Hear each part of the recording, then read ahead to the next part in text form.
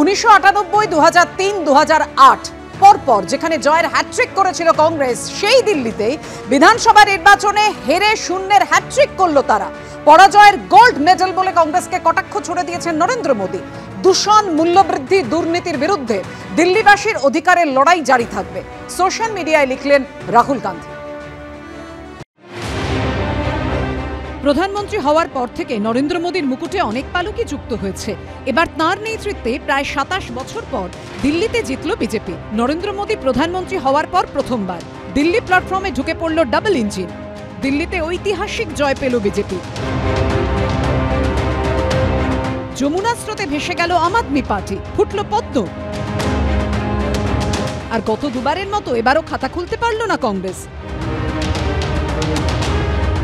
একটা সময় দিল্লি আর কংগ্রেস এই দুটো ছিল কার্যত সমার্থক। 1998 থেকে 2013 অব্দি দিল্লিতে টানা ক্ষমতায় ছিল তারা।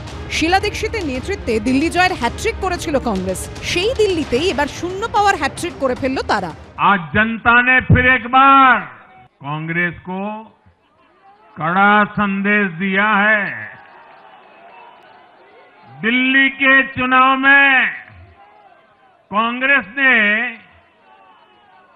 जीरो की डबल हैट्रिक लगाई है।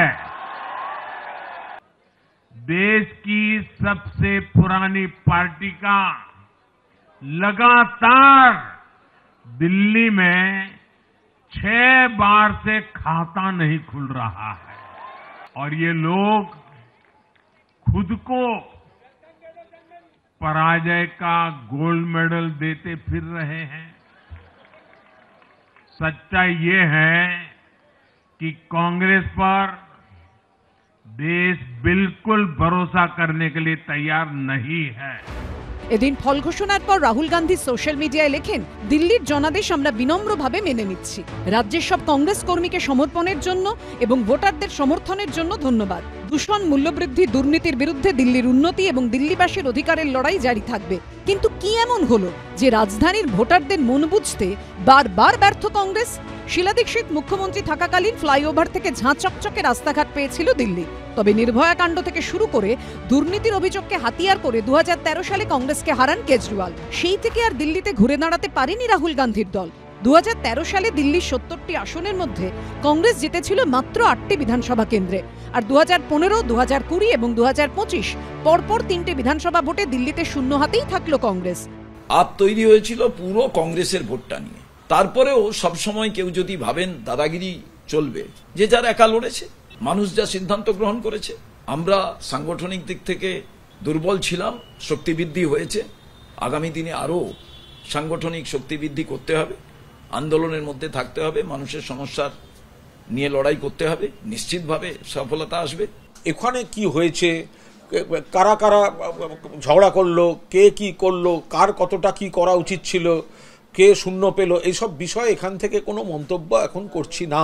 আমাদের একটাই বক্তব্য হচ্ছে যে পশ্চিমবঙ্গে কোনো দল, এই কংগ্রেস, সিপিএম একসঙ্গে মিলে এই ভোট কাটার খেলা খেলেছিল, কিন্তু মানুষের কাছে তৃণমূল কংগ্রেস এতটাই গ্রহণযোগ্য, এতটাই বিশ্বাসযোগ্য যে এই খেলাগুলো এখানে কোনো প্রভাব ফেলেনি। এবারের দিল্লির বিধানসভা নির্বাচনে একাধিক হেভিওয়েট কংগ্রেস প্রার্থীর জামানত বাজেয়াপ্ত হয়েছে। যেমন নয়াদিল্লি আসনে शीला দীক্ষিতের ছেলে সন্দীপ দীক্ষিত, কালকাজি আসনে সর্বভারতীয় মহিলা কংগ্রেসের সভানেত্রী অলকা লাম্বা, পটেলনগরে প্রাক্তন কেন্দ্রীয় মন্ত্রী কৃষ্ণা তীরথ। কোন রকমে জামানত বাঁচিয়েছেন দিল্লি প্রদেশ কংগ্রেস সভাপতি দেবেন্দ্র যাদব। হরিয়ানা, মহারাষ্ট্রে পরপর ভরাডুবিতেই বিজেপি বিরোধী জোটে কংগ্রেসের নেতৃত্ব নিয়ে প্রশ্ন উঠে গিয়েছিল। তৃণমূল যেখানে মমতা বন্দ্যোপাধ্যায়কে বিজেপি বিরোধী জোটের মুখ করার দাবি তুলছিল, সেখানে আম আদমি পার্টি সরাসরি কংগ্রেস মুক্ত ইন্ডিয়া জোটের দাবি তুলেছিল। এবার দিল্লিতে সেই কংগ্রেস শূন্য পাওয়ায় ইন্ডিয়া জোটে তাদের অবস্থান আরো নড়বড়ে হয়ে গেল। कांग्रेस एक परजीवी पार्टी बन चुकी है। ये खुद तो डूबती है, अपने साथियों को भी डुबोती है। आज की कांग्रेस अपने सहयोगों की जो भाषा है, जो उनके एजेंडा है, उसी को चुराने में लगी हुई है। यूपी में कांग्रेस उस वोट बैंक को छीनने की कोशिश कर रही है जिस पर समाजवादी पार्टी अपना हक मानती थी। इसी तरह तमिलनाडु में डीएमके के वोटर को लुभाना करके खुद की हैसियत बनानी है। बिहार में भी ये कांग्रेस ही है जो जातिवाद का जहर फैलाकर आरजेडी का जो पेटेंट है उसी जमीन को खाने में जुट गई है। ठीक ऐसा ही हाल जम्मू कश्मीर, बंगाल में भी कांग्रेस ने अपने सहयोगियों का किया है। अब आज दिल्ली में भी साफ हो गया कि जो भी कांग्रेस का हाथ एक बार थामता है उसका बंटाधार होना तय हो जाता है। বিধানসভা নির্বাচনের আগে মোটের উপর জানাই ছিল যে কংগ্রেস খুব একটা ভালো ফল করতে পারবে না, 71টি আসন হয়তো জিততে পারে এবং লোকসভায় তাদের কিন্তু জোট হয়েছিল আম আদমি পার্টির সঙ্গে। তার আগের বিধানসভায় তারা 4% মতনই ভোট পেয়েছিল। ফলে এবারের নির্বাচনে তারা যে 6.5% কাছাকাছি ভোট পেয়েছে এর মধ্যে অবাক হওয়ার কিছু নেই।